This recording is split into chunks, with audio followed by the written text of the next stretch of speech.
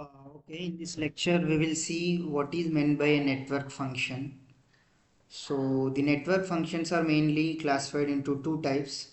One is driving point function, another one is transfer function, right? So we will see what is the difference between driving point function as well as transfer function. So here these are the different types of network, that is one port network, and we also have two port networks. So one port network is having two terminals, whereas two port network is having four terminals. So each port is having two terminals, right? Okay. Now what is meant by driving point function?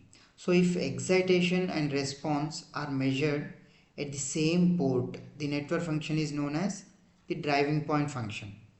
So that means for a one port network, only one voltage and current are specified, and hence only one network function can be defined, right?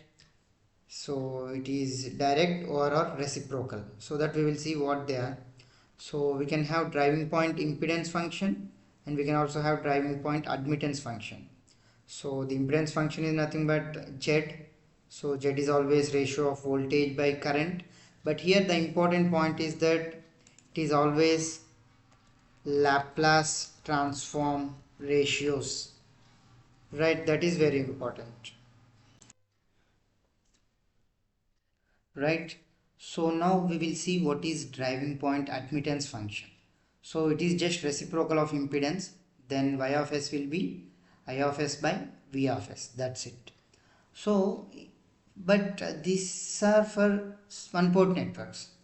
So what about two port networks? For a two port network, the driving point impedance function as well as admittance functions will be there both at port 1 as well as port 2, but they are still at one port only. That is very important point with respect to driving point functions. Okay, that means at port 1 we can have Z11 and also Y11.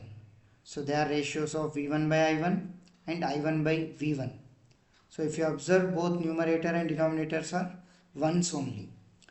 And even at port 2 we can have the driving point impedance as well as admittance function, and they are V2 by I2 as well as I2 by V2.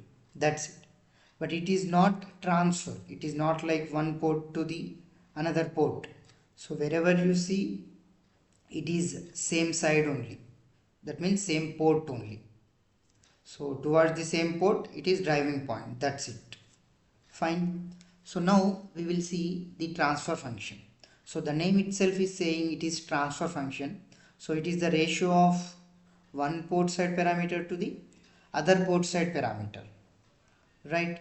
So there are several functions possible with respect to that kind of transfer functions. So one is voltage transfer function, and even in this voltage transfer function we can have the ratio of port 2 sides voltage to the port 1 side voltage, otherwise one side voltage to the 2 side voltage, that means V2 of s by V1 of s, or V1 of s by V2 of s. Fine, right? And we can also have current transfer function, which is the ratio of current towards the one port to the towards the other port. That can also be either I2 by I1 or I1 by I2, right? Then we can also have in a similar manner transfer impedance function, but note down this is transfer impedance, not driving point impedance. That's why it is the ratio of voltage at one side to the current of the other side of the port. So that is V2 of s by I1 of s, and what is the other possibility? V1 of s by I2 of s, right? Yes, these are very simple. You just need to think about it, about its terminology. So then what else we can have? We can also have transfer admittance function, and since it is admittance, it should be the ratio of current to the voltage. But the main thing is that since it is transfer function, it should be current with respect to one port to the voltage with respect to the other port. So that can be either I1 by V1 or sorry, I1 by V2 or I2 by V1, right? So this is how we can define various driving point functions as well as transfer functions, right? So one important point here, this sentence is saying, what is that? The transfer function is used to describe networks which have at least two ports.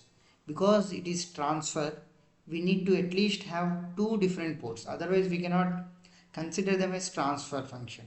Whereas for driving point functions, even with one port, we will get the various functions like impedance function or admittance function, because it considers only one port side, right? Yes. So with this, we can conclude the topic of network functions, and in the next lecture we will see few examples or problem solvings, right? That's it. Thank you.